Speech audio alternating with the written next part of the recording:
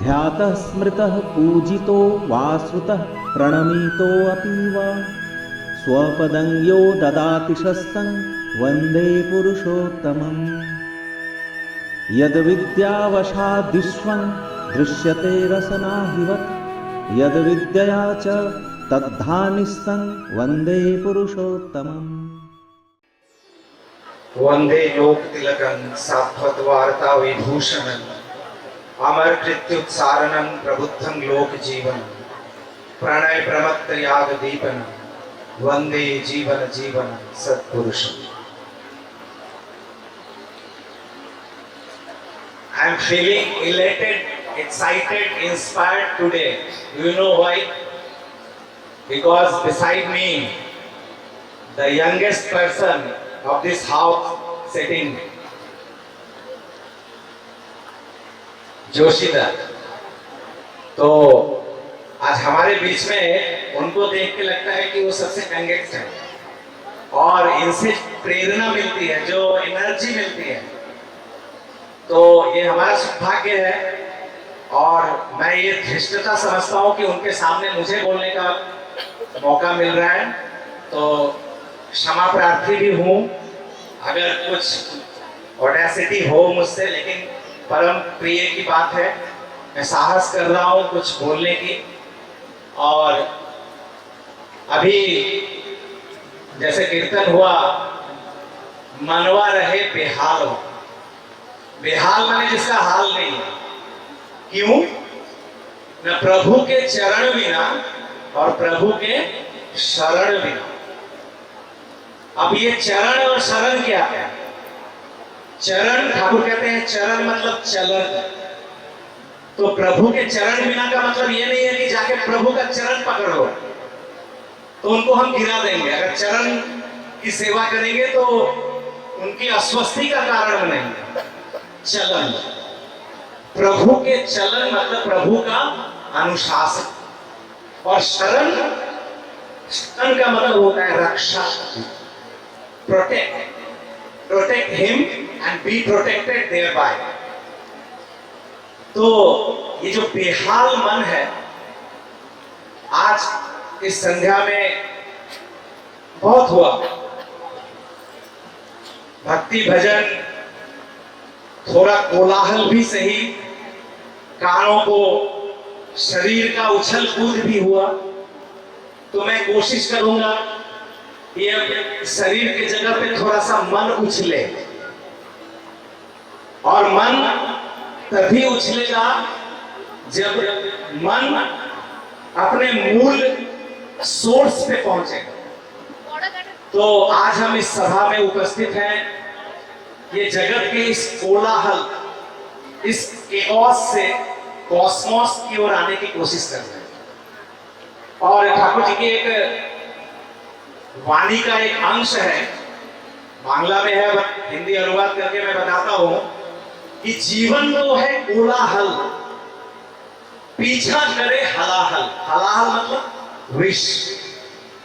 तो जीवन तो है कोलाहल, पीछा करे हलाहल, बटोर ले तो अमर जीवन, मलयाल मिल में चलता चल। इसी कोलाहल में हमें, इस विश्व में, इस हलाहल में हमें अमृत बटोरना है। और इस अमृत कैसे, कोलाहल क्यों महसूस होता है? आप देखेंगे कि when you see the crowd standing on the same level, आप भीड़ में हैं और उसी भीड़ के ही उसी स्तर पे आप हैं, तो आपको पूरा केओटिक लगेगा, जैसे लग रहा है सब एक दूसरे को धक्का, जैसे आप निकल नहीं पा रहे हैं। बट तो आप जब सेम लेवल में रहेंगे, उसी संसार के, उसी कोलाहल के उस लेवल पे रहेंगे, तो इट सीम्स केओस।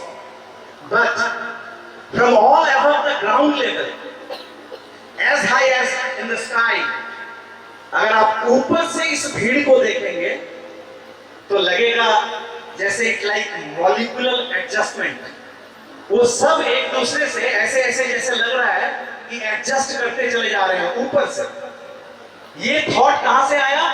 एक बार ठाकुरबाड़ी में जैसे भीड़ होती है 2 सितंबर या ठाकुर जी के जन्म तिथि बड़े उत्सव में, तो बाबा दादा ने कहा कि मैं जब वीडियो देख रहा था, वो स्काई व्यू जो लेते हैं ड्रोन से, तो जो नीचे जो केओस लग रहा था, वो ड्रोन से वो सब कुछ लग रहा है कॉस्मोस, जो सब अपने अपने हिसाब से एडजस्ट करते चले जा रहे हैं। तो यही है कॉस्मोस इन केओस। और एक फिलोसोफर थे कार्ल गुस्ताव, तो कार्ल गुस्ताव का एक 2 लाइन था, in all chaos there is cosmos, in all chaos there is cosmos, in all disorder a secret order. और कह रहे हैं in all caprice a fixed law, for everything that works is grounded on its opposite. सम विपरीत, ये दोनों देखेंगे negative negative ripples करता है, एक दूसरे को हटा देता है, लेकिन नेगेटिव पॉजिटिव ये आकर्षित करता है। तो ठाकुर की एक वाणी है, ठाकुर क्या कहते हैं? ठाकुर कहते हैं where every opposite meets with meaningful go there bits godhood. जहां दो समविपरीत एक स्थान पर आकर सार्थक जीवन गति को प्राप्त करते हैं, वही भगवत्ता है, गॉडहुड है। हम सोचते हैं कि अरे शांति शांति सुख सुख यही रहे, हम नहीं समझते हैं कि ये शांति और ये अशांति, ये सुख और दुख, ये दोनों जब एक जगह आकर मिलता है सार्थक गति लेकर, दैट इज गॉडहुड, वही भगवत्ता है। हम आज इस सभा में इसलिए उपस्थित हुए हैं कि हर तरह के नेगेटिविटी और पॉजिटिविटी, ये दोनों का संगम। शशिकांत भाई बैठे हुए हैं, मैं 2-3 दिन परसों आया था, मैं देख रहा हूं इनका और इनके साथ और सभी का जो मेहनत और क्लाइमेटिक ये वेदर का जो कंडीशन, तो बार बार वो थोड़ा नर्वस भी हो रहे हैं, घबरा भी रहे क्या होगा। लेकिन मैंने आज महसूस किया कि ये बारिश, ये हमारे लिए ब्लेसिंग की तरह आज हमने दिल में भी महसूस किया जब हमारा वो सेशन चल रहा था। तो अगर वो बारिश नहीं होती तो शायद बहुत सारे लोग इधर उधर बहुत सारे काम में भटके हुए थे, सबका कंसंट्रेशन यही था। और स्टिल अभी भी वही हो रहा है कि कोई चाह कर भी अगर मन में हो रहा है कि चलो थोड़ा सा चाय पी के आए, नहीं निकल सकते, बारिश हो रही है और थोड़ा और हो जाए तो और अच्छा। तो ये जो नेगेटिव और पॉजिटिव, इसमें यही भगवत्ता है, दिस इज गॉडहुड, इसी की हम खोज कर रहे हैं। ठाकुर ने यही पथ हमें बताया है। और आज इसी नेगेटिविटी में पॉजिटिव, इसी दुख और वेदना में सुख की खोज कर रहे हैं। तो एक बात और कह दूं, 2-3 बात। रामायण में तुलसीदास कहते हैं ईश्वर अंश जीव अविनाशी, चेतन अमल सहज सुख राशि। जो ईश्वर अंश ये हम सभी हैं, ये ईश्वर अंश जीव अविनाशी है, और चेतन अमल इमैक्युलेट, कोई इसमें दाग नहीं है, चेतन है, सहज सुख राशि है, सहज रूप से ये सुखी है, ये ईश्वर के अंश। उधर जीसस कहते हैं बाइबल में, God created man after his own image. ईश्वर ने अपने इमेज, अपने स्वरूप के हिसाब से ही हम सभी की सृष्टि की है। एक शेर है, खुदा को खुदा कहूं या आदम को खुदा कहूं। आदम मीन्स मैन, ह्यूमन बीइंग। तो खुदा को खुदा कहूं या आदम को खुदा कहूं, दोनों का शक्ल एक है। किसको खुदा कहूं? तो जवाब आता है खुदा को खुदा कहो, आदम खुदा नहीं, पर खुदा की जात से आदम जुदा नहीं। जात मतलब जात, ऑफस्प्रिंग, जहां से हम आए हैं, जो हमारे सोर्स हैं, उत्स हैं। तो अगर कुत्ता का बच्चा कुत्ता हो सकता है, बिल्ली का बच्चा बिल्ली हो सकता है, हाथी का बच्चा हाथी हो सकता है, तो खुदा का बच्चा, ईश्वर का बच्चा, भगवान का बच्चा उसी से जात है। शक्ल एक नहीं है बट जात वही है, स्पिरिट वही है। आज हम उस स्पिरिट की खोज कर रहे हैं। ये जो समागम हम करते हैं उसी स्पिरिट को खोजते हैं, ढूंढते हैं। और वेद में भी कहा गया है कि ब्रह्म या ईश्वर सच्चिदानंद स्वरूप है। श्री ठाकुर क्या कहते हैं? सत्ता सच्चिदानंदमय, असत निरोधी स्वतः ही। प्रत्येक सत्ता में, प्रत्येक एग्जिस्टेंस में, प्रत्येक बीइंग में ये सच्चित आनंद है। सत मतलब आई एग्जिस्ट, मैं हूं। ये एक क्राइम प्रोन पर्सन से लेकर एक ऑनेस्ट, एक पायस पर्सन तक, एक क्रिमिनल माइंडेड से लेकर एक वर्चुअस माइंडेड पर्सन तक, ये एहसास किसी का नहीं जाता है कि मैं हूं। This is the extreme truth कि मैं हूं, आई एग्जिस्ट। दिस इज सत्य। चित्त दैट मीन्स आई रेस्पॉन्ड।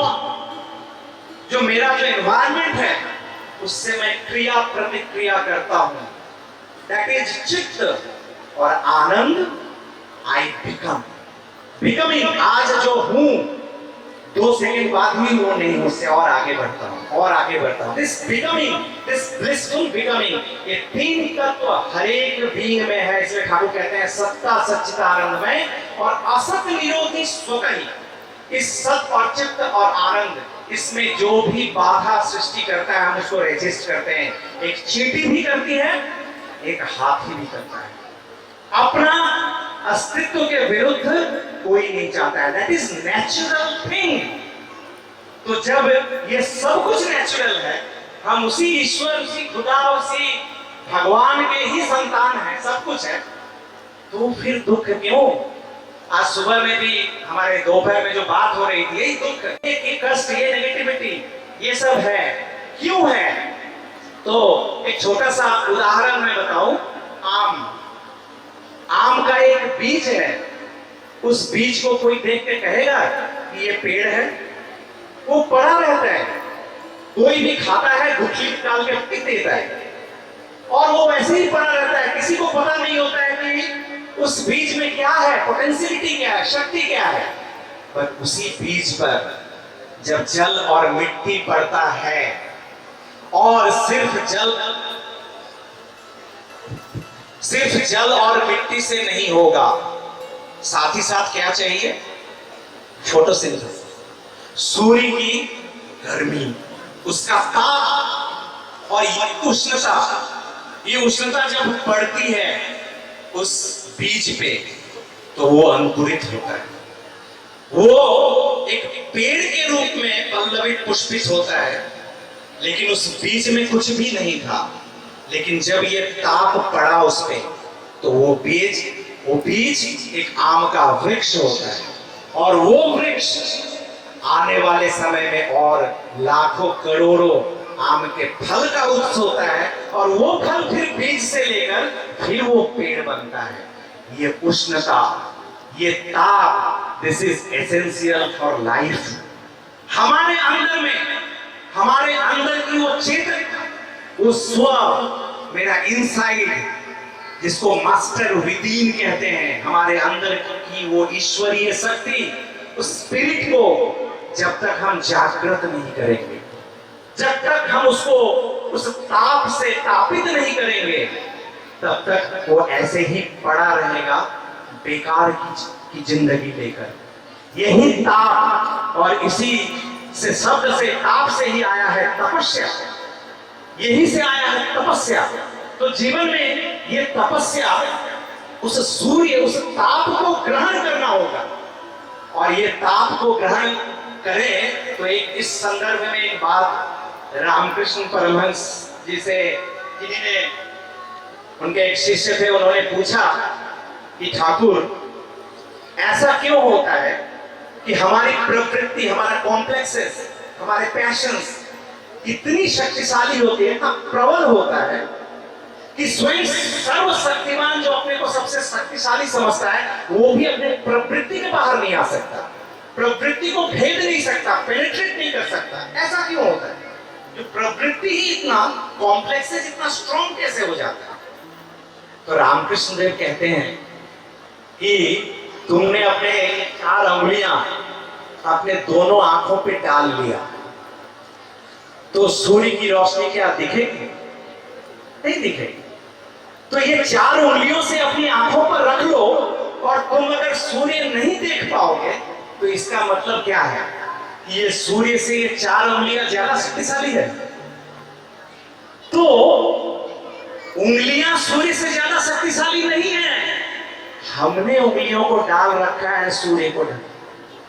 इस उंगलियों को हटाना है, अपने अपने जीवन की उस प्रवृत्तियों को हटाना है, तब जाकर उस उष्णता, वो गर्मी, वो ताप हमें मिलेगा जिसमें हमारा जो फुल पोटेंशियलिटी है, वो स्पिरिट, वो गॉडहुड, वो ईश्वरत्व, वो जागृत होता है।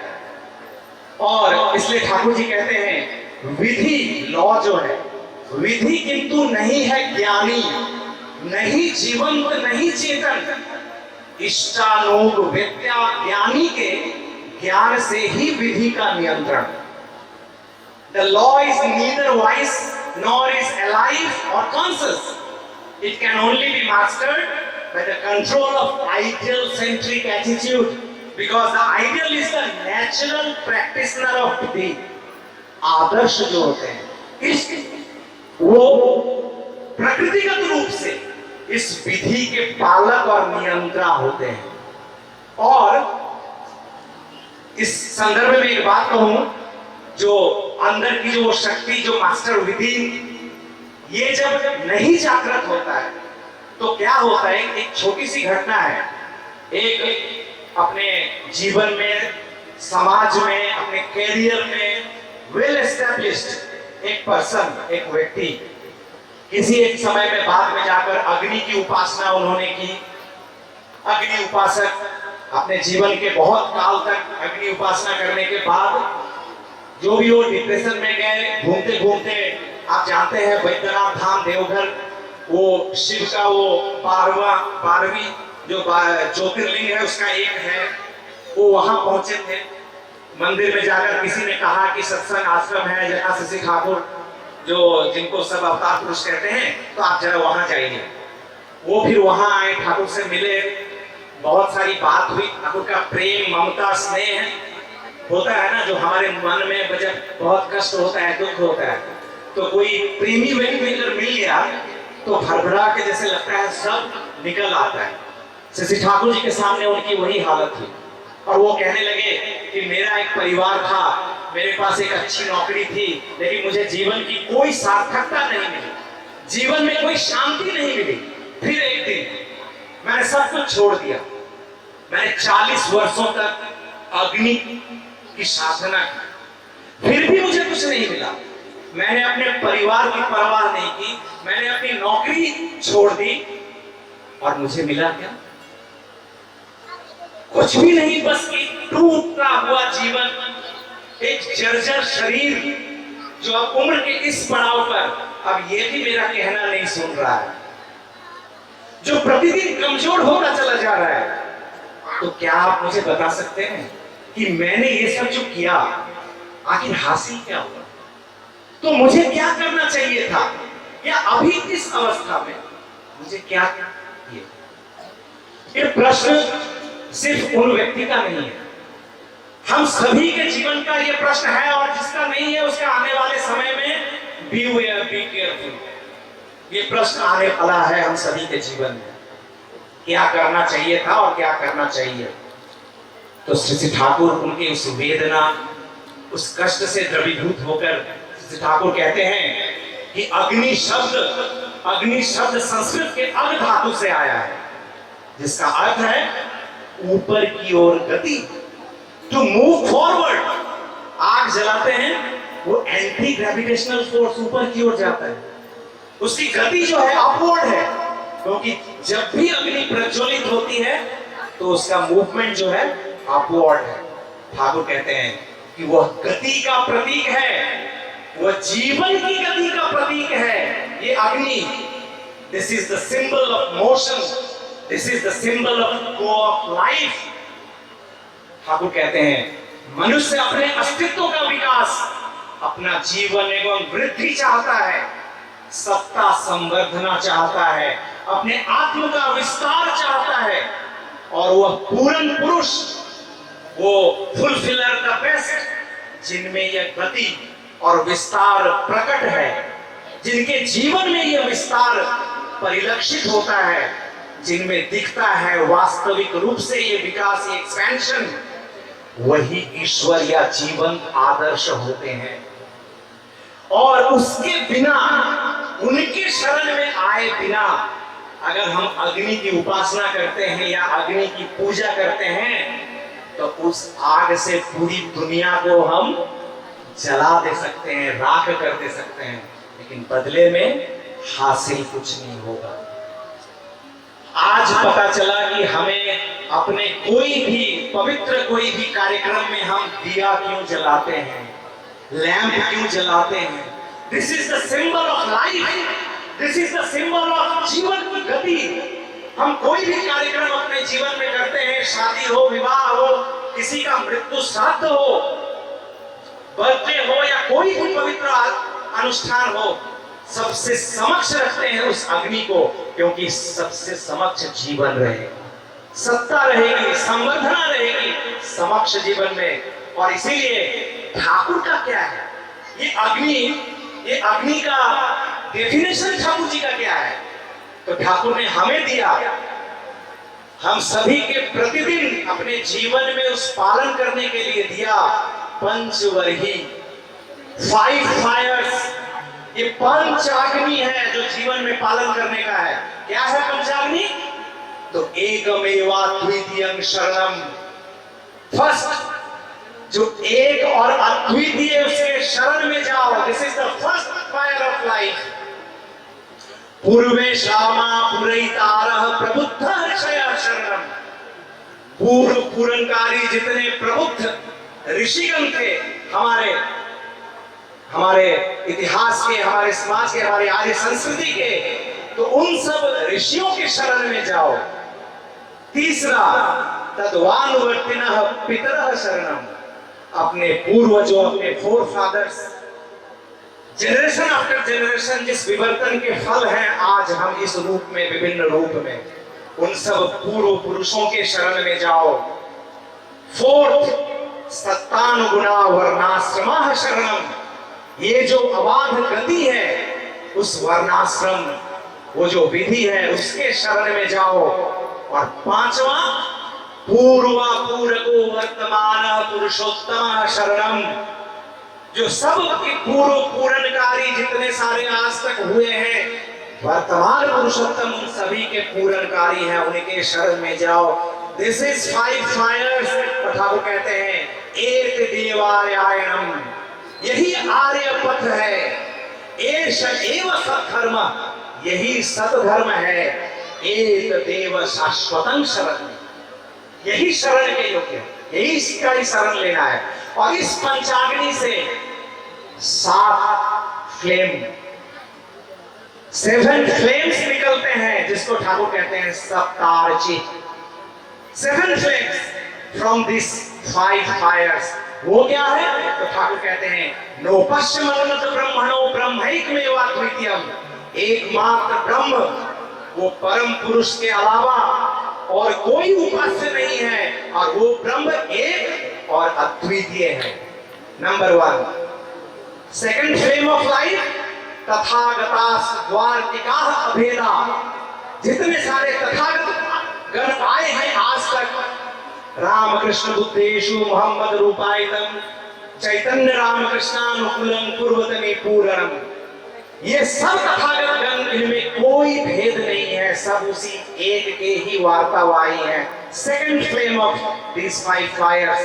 तीसरा तथागता ग्रयो ही वर्तमान पुरुषोत्तम पूर्वेश अपुरैता विशिष्ट विशेष विग्रह, जो वर्तमान पुरुषोत्तम जो है उनमें सब कोई पूर्व के जितने सारे हैं उन्हीं के वो विशिष्ट विशेष विग्रह तक एकमात्र उनका ही अनुशासन पालनीय है, वो त्याज्य नहीं है, वही ग्रहणीय है। पांचवा, शिष्टाप्त वेद पितृ परलोक देवा श्रद्धया दापोह्या। जितने सारे हमारे शिष्ट वेद जो है और उस वेद के जो आप परलोक पुरुष जो सब हैं, वो सभी हमारे श्रद्धा के पात्र हैं, अश्रद्धा के पात्र नहीं है। और छठा है, सदाचारा वर्णाश्रमानुग जीवन वर्धना नित्यं पालनीया। सदाचार और वर्णाश्रम को अपने जीवन में अमोघ करके उसको पालन करके चलना है। और सेवेंथ फ्लेम जो है, ये सबसे इंपॉर्टेंट है ऑफ दिस 5 फायर्स, ये पंचवरी का सेवेंथ फ्लेम। ठाकुर कहते हैं कि विहित सवर्णानुलोमाचारा परमोत्कर्ष हेतवः स्वभाव परिध्वंसिनस्तु प्रतिलोमाचारा। जो विहित रूप से ये अनुलोम वर्णाश्रमिक जो व्यवस्था है, इससे ही परमोत्कर्ष लाभ हो सकता है, लेकिन प्रतिलोम जो इनकॉम्पेटिबिलिटी ऑफ दिस मैरिज, इससे ध्वंस, इससे समाज राष्ट्र विश्व का ध्वंस हो जाएगा। दिस इज द अग्नि, और इसको ठाकुर कहते हैं अग्निहोत्र। इनको अगर हम जीवन में ठीक ठीक पालन करते हैं, नित्य जीवन में ये पालनीय है, पठनीय है, पढ़ेंगे, इसका उच्चारण करेंगे और अपने जीवन में उसको ढालने की कोशिश करेंगे, तो ठाकुर ने इस अग्नि का जो व्याख्या दिया, वो जो व्यक्ति थे वो विस्मित, अवाक, जो इतने सालों तक मैंने अग्नि की उपासना की और आज ये जो विचित्र व्याख्या मिल रही है, जैसे लग रहा है थोड़ी सी आशा बनी उस अग्नि के प्रति, लेकिन फिर ये जो जीवन इतना चला गया, फिर से वो डिप्रेस्ड हो गए और ठाकुर से फिर प्रश्न करते हैं, लेकिन मैं अपने जीवन के अंत पर आ गया हूं और मुझे अपने आप पर विश्वास नहीं रहा, अब मैं शक्तिहीन हूं। तो श्री ठाकुर कभी भी ये नेगेटिविटी, ये पेसिमिस्ट एटीट्यूड कभी बर्दाश्त नहीं करते थे।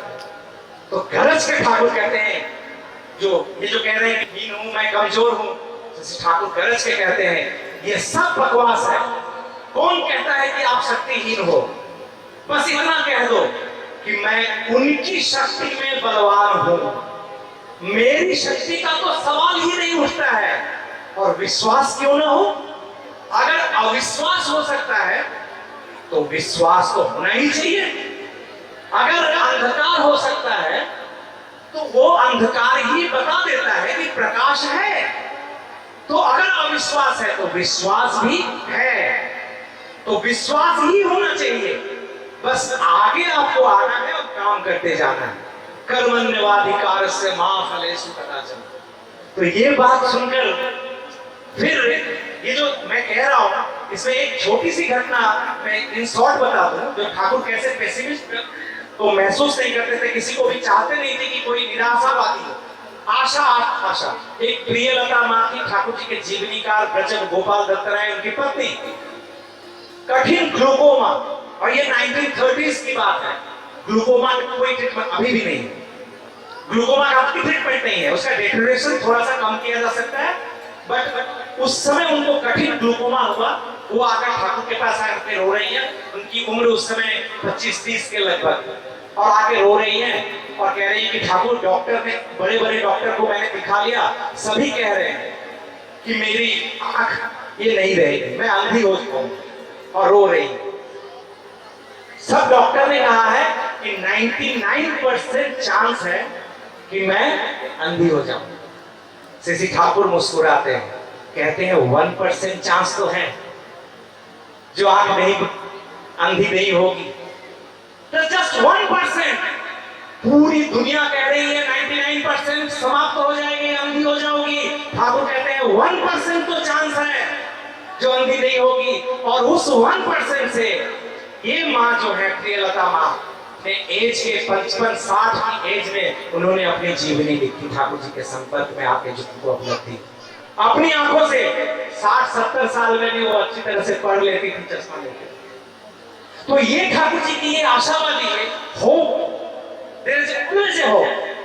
तो ऐसे ठाकुर ये नेगेटिव उनसे सुन रहा है, ये उनको बर्दाश्त नहीं होगा। क्यों नहीं है, जरूर हो सकता है, लेकिन फिर मानव मन आप कितना भी उठाओ खींच के फिर निम्नमुखी, वो फिर से जो मैं आज भर का जो सेशन था, मैं शांति के बारे में मैं शाम को बात करूंगा, उसी टॉपिक पे अभी आ रहा हूं। तो उन्होंने प्रश्न किया कि ठाकुर क्या सचमुच कहीं शांति है?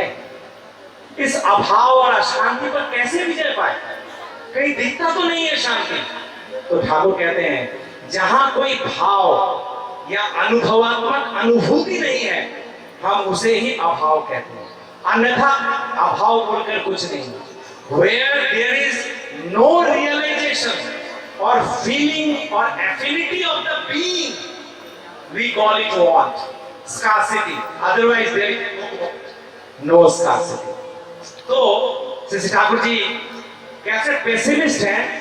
ठाकुर जी एक बार केशोदा के साथ बात हो रही है, ठाकुर कह रहे हैं The earth is full of agonies of the civilized. ये दुनिया, ये संसार, ये सब सभ्य लोगों के फुल ऑफ एगोनीज, ये कष्ट वेदना से भरा पड़ा है ये दुनिया। जो मैं कह रहा था कि ये कोलाहल, जीवन कोलाहल से भरा है। Can't you hear the clang of the weapons of love and service? तुम्हें क्या आज कान में सुनाई नहीं पड़ रहा है? ये प्रेम और सेवा का ये जो अस्त्र का ये जो टंकार, ये झंकार बज रहा है, प्रेम का, सेवा का। तो can't you hear the clang of the weapons of love and service? The India's birthright of becoming, जो इंडिया का बर्थराइट है, जन्मसिद्ध अधिकार है कि हम संवर्धना की ओर बढ़ेंगे, हम वृद्धि की ओर बढ़ेंगे। Against the foes, my war, हम कहते हैं my war is a war of services against the foes common to all. मेरे जो युद्ध की घोषणा है, ये सभी के समान एक कॉमन शत्रु के विरुद्ध है। इसलिए ठाकुर कहते हैं सर्वप्रथम हमें दुर्बलता के विरुद्ध युद्ध करना है। The poor and the rich, the east and west, have you not nerves and the pluck to attack the citadels of ignorance and prejudice? Thakur कहते हैं the hosts visible and invisible that bring in disease, disaster, suffering and death. Thakur ने कभी भी creativity को प्रश्रय नहीं दिया। और बाद में कहते हैं, जब वो कहते हैं कि शांति बोल के कुछ है, ठाकुर एक अद्भुत एग्जाम्पल देते हैं। ठाकुर कहते हैं ये संसार, ये पृथ्वी शाश्वत इटर्नल शून्य पर टिका हुआ है, इसका कोई बेस नहीं है। ये जो पृथ्वी आप देखेंगे, ये अनंत शून्य में फ्लोट कर रहा है। हम एक और धरती को खोद के माइल्स आफ्टर माइल्स हम खान जो निकालते हैं, मिनरल्स खाली कर दे रहे हैं, दूसरी ओर उसे नहरों, तालाबों और झीलों से भर दे रहे हैं। हम गगनचुंबी इमारतें किसी ओर बढ़ा रहे हैं, तो कहीं ऊंचे स्मारक बनते हैं, तो कहीं बड़े बड़े पहाड़ हैं। लेकिन क्या इससे पृथ्वी एक तरफ टिल्ट कर जाती है, झुकती है?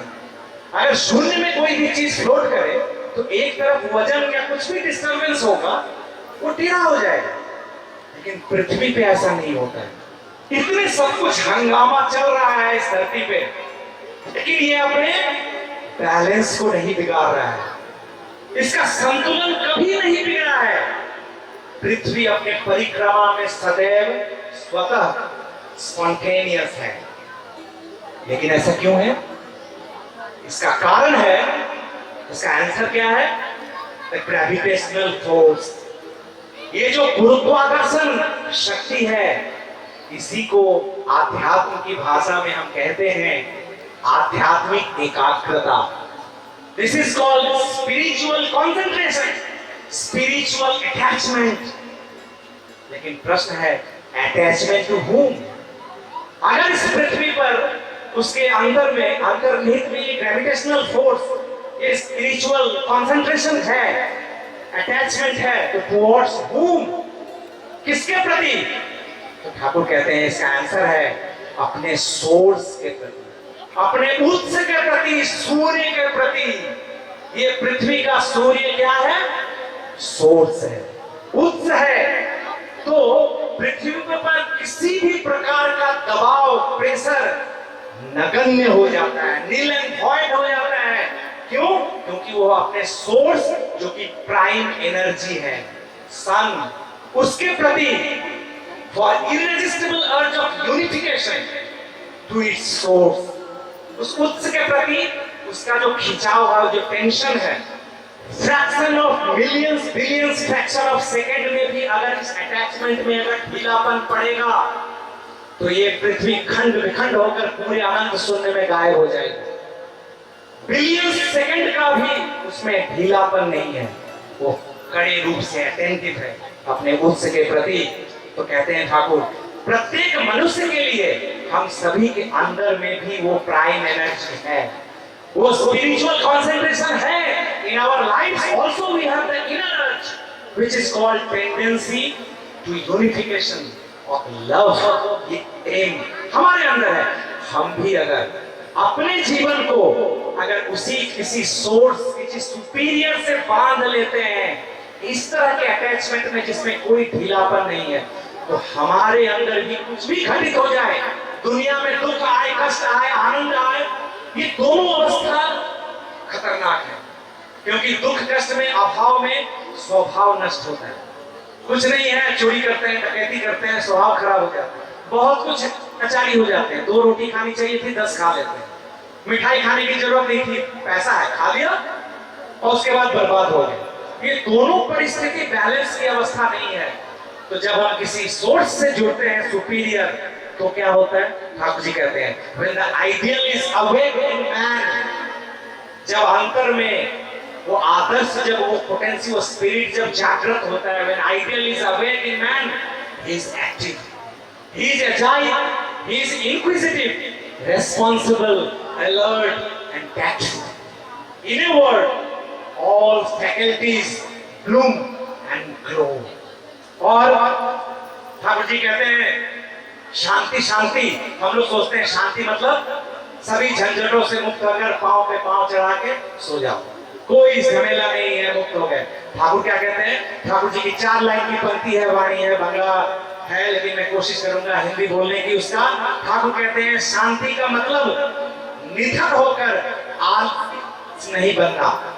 शांति का मतलब निडर होकर आलसी अवश्य नहीं बनना, शिक्षण से सुचर्या द्वारा सुनिष्पादन से करते जाना, कंटिन्यूटी, कर्मण्यवाधिकारस्य मा फलेषु कदाचन। ये जो कंटिन्यूटी ऑफ एक्टिविटीज है, दिस इज कॉल्ड शांति।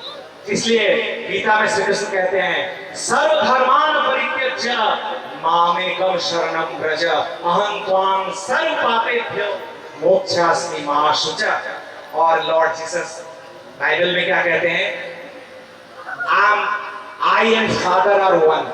हम सोचते हैं ना, अरे ईश्वर कोई और है और ये कुछ और है। तो बाइबल में कहते हैं I and father are one and no one can reach to the father but through me. और विवेकानंद कहते हैं as long as we are man, हम मनुष्य जब तक हैं, no matter what we speak, no matter whatever we understand of God, unless and until we worship Him in man and as man, we achieve nothing. जब तक हम मनुष्य हैं, इस मनुष्य के अंदर अगर हमें ईश्वर नहीं मिला, खुदा नहीं मिला, भगवान नहीं मिला, तो हम कुछ भी हासिल नहीं कर सकते। We are searching God in this flesh and blood because we are flesh and blood. हमें भी ऐसा ही एक प्रतिरूप चाहिए जीवन में। और बर्नार्ड शॉ क्या कहते हैं? इसीलिए सावधान करते हैं, Beware of man whose God in the sky. उस व्यक्ति से सावधान रहना जिसके भगवान, जिसके ईश्वर आसमान में बसते हैं। एक शेर के बच्चे की तरह, जो शेर का बच्चा, वो उसकी माँ प्रसव करके देहांत हो गया, डेथ हो गया, और वो भेड़ के दल में आके वो अपने को भेड़ भी समझ रही है, वही भेड़ का दूध पी रही है, घास खा रही है, मैमा मैमा कर रही है। उसको पता ही में क्या है, वो किसका संतान है नहीं पता है, बड़ा हो रहा है। अचानक किसी दिन शेर की आवाज सुनाई पड़ती है, जब दौड़ता है उस ओर गर्जन, क्योंकि उसका सिक्स्थ सेंस जो वो जागृत हो जाता है। वो ब्लड टेस्ट लगता है, वो ब्लड का जब स्वाद लगता है, तो उसके अंदर का वो इंस्टिंक्ट मुड़कर वो भेड़ के झुंड में नहीं जाता। हमारे जीवन में भी ऐसा, हमारे जैसा ही कोई एक शेर चाहिए। हम भी भेड़ के दल में घूम रहे हैं, भेड़ों के साथ हम भी वो मैमा कर रहे हैं। हमें पता नहीं है कि हमारे अंदर का वो ईश्वर, तो भगवत्ता, वो गॉडहुड क्या है। तो युग युग में, समय समय पर अवतार पुरुष, प्रॉफिट, पैगंबर उस समय के सर्वश्रेष्ठ, फुलफिलर द बेस्ट, पूरनकारी पुरुषोत्तम अवतरित होते हैं और हमारे लिए करते हैं उस शेर के गर्जन की तरह कि ये आवाज दुनिया के कोने कोने की दहाड़ पहुंचे और हमारे अंदर का वो ईश्वरत्व वो जागृत हो जाए। माइक कोई दूसरा है इसका बैठ। तो हमारे और ईश्वर में श्री कृष्ण खुद कहते हैं कि कोई अंतर नहीं है। बहुनी में व्यतिरानी जन्मानी तो चार्जुना ताम्यं वेद सर्वाणी न त्वं वेत्थ परंतप। क्या अर्जुन, तुम्हारे और मुझ में कोई अंतर नहीं है। There is no difference between you and me. कोई अंतर नहीं है। It is just that you forgot your true self, but I remember. मैं अपने एक्चुअल स्वरूप को भूल गया हूं, तुमने भूला नहीं। तो एक शब्द मैं कहूं, वेद की एक बात है। समय काफी हो गया, मैं थोड़ा सा और कंक्लूड कर लेता हूं। मैं जानता हूं आप लोगों को जाना है बहुत सारे जगह पे, दूर दूर तक। तो वेद कहते हैं, वेद की एक वेद नहीं, उपनिषद का एक कथन है कि सभी पापों के लिए एक ही शब्द है। हम दुनिया में जितने सारे पाप करते हैं उसके लिए उपनिषद में एक ही शब्द आया, क्या? अज्ञान, इग्नोरेंस। तो इग्नोरेंस इज सफरिंग। और एक बात है, इग्नोरेंस इज नो एक्सक्यूज। आग में हाथ डाला कोई बच्चे ने, अरे उसको तो पता नहीं था, आग नहीं जलाएगा, नो एक्सक्यूज। इग्नोरेंस इज सिन। अज्ञानता ही पाप है और इसी अज्ञानता को दूर करने के लिए पुरुषोत्तम चाहिए, जीवन में सद्गुरु चाहिए, जिनके संसर्ग में आकर जो ठाकुर कहते हैं नो एक्सिस्टेंस नो इज्म। अस्तित्व नहीं है तो कोई वाद भी नहीं है। No existence no ism, root of all ism is existentialism. अस्तित्ववाद, जीवनवाद, this existentialism is dharma. And where there is dharma there is God. जहां धर्म है वहीं ईश्वर है। और इसलिए कहते हैं नाहं तिष्ठामि वैकुंठे योगिनां हृदयेन च मद्भक्ता यत्र गायन्ति तत्र तिष्ठामि नारद। ईश्वर यही है। जहां हम ईश्वर की का गुणगान करते हैं, जहां हम ईश्वर की आराधना करते हैं, चर्चा करते हैं, he is here and here. वो यही है और इसी का नाम सत्संग है। मैं नहीं समझता इसके अलावा और कोई सत्संग है। और इसीलिए कहते हैं एक company of lovers of existence, जो अस्तित्व को प्यार करने वाले का ये संग यही है सत्संग। और ठाकुर कहते हैं तीर्थ एक वह स्थान है जहां हमारी सभी ग्रंथियों का, हमारे नॉट्स जितने हैं वो मोचन होता है, खुलता है, मन की ग्रंथि खुलता है। और इसके लिए श्री ठाकुर जी ने 3 शब्द कहा, यूनिसेंट्रल attachment, intensity and continuity in one lead the life towards beauty, success and prosperity। एकानुरक्ति, तीव्रता और निरंतरता एक में जीवन की को सुंदरता, सफलता और समृद्धि की ओर ले जाता है। एक घटना मैं बोल के समाप्त करूंगा। आप सभी जानते हैं जो एक अमेरिकन जर्नलिस्ट है माइकल जेम्स, वो आए हुए थे ठाकुर जी के पास। उन्होंने ठाकुर से कहा था कि ठाकुर, मैं जब वो जाने लगे ठाकुर के पास से, ठाकुर के वहाँ आश्रम में 1-2 महीना रह गए, उनको बहुत अच्छा लगा था। अमेरिका से आए थे, जितने दिन वीसा था वो सत्संग देवघर में ही उन्होंने बिता दिया। जब जाने लगे, इतना अनसॉलिसिटेड, जो अनवांटेड जो प्यार मिला बिना किसी स्वार्थ के, तो उससे अभिभूत होके जाने लगे तो फिर वही जाएंगे उसी देश में। तो कहते हैं मैं एक ऐसे देश में, एक ऐसे समाज में हूँ जहां लोग सांसारिक चमक दमक में आसक्त होते जा रहे हैं, तो हृदय व्यथा से त्रस्त हो रहा है, शांति नहीं है भौतिकवाद में। तो जब वहां मैं जाऊंगा तो what should we do in this helpless situation, tell me in a word, और एक दो शब्दों में कोई बात मुझे आप बता दीजिए। तो ठाकुर कहते हैं मर्यादा पुरुषोत्तम अपने मर्यादा का कभी उल्लंघन नहीं। उन्होंने कहा था एक या दो शब्द, ठाकुर ने 2 ही शब्द कहा, बी कंसेंट्रेट। तो वो कहते हैं ठाकुर आई डिडंट अंडरस्टैंड, सुकेंद्रित बनो, एक शब्द 2 शब्द नहीं समझ में आया। तो कहते हैं Thakur Michael can you be concentric without a centre, कोई केंद्र के बिना क्या तुम एकाग्र हो सकते हो, कॉन्सेंट्रिक हो सकते हो, सुकेंद्रित? तो कहते हैं to be concentric you must have a centre and that centre I will be a living centre, एक जीवंत केंद्र होना चाहिए। कहते हैं तुरंत Michael okay I make my centre mister Henry Ford, जो ऑटोमोबाइल कंपनी के बिलियनियर उस समय के करोड़पति। कहते हैं ठीक है, आप बोलते हैं केंद्र चाहिए, मैं हेनरी फोर्ड को अपना सेंटर बनाता हूं। ठाकुर तुरंत कहते हैं you will be Henry Ford then, अगर हेनरी फोर्ड को अपना केंद्र बनाते हो तुम हेनरी फोर्ड बनोगे, because a man is shaped and fashioned by what he loves. मनुष्य वैसा ही बनता है जिससे वो प्यार करता है, उसका जीवन भी वैसा ही बनता है। You can not be Jesus the emblem of peace and progress. Henry Ford बन जाओगे, सब कुछ हासिल हो जाएगा और उस समय सोचोगे कि अब शांति आ जाए जीवन में, वो नहीं मिलेगा। उसके लिए जीवन में वही राम चाहिए, कृष्ण चाहिए, वही अवतार पुरुष या जो अभी के युग पुरुषोत्तम है उनको वो चाहिए ऐसे जीवन में। और चाहत क्या है, हम चाहते क्या है जीवन में? वो एक बांग्ला कोई पोएट थे, पूरा चाहते जाने ना दयामय, माने वो लोग मांगना ही नहीं जानता है। तो कहते हैं they don't know how and what to ask, क्या मांगे वो मर्सीफुल। तो कहते हैं they want wealth, health, longevity, यही तो मांगते हैं ना हम अपने जीवन में। क्या है हमारी चाहते क्या है?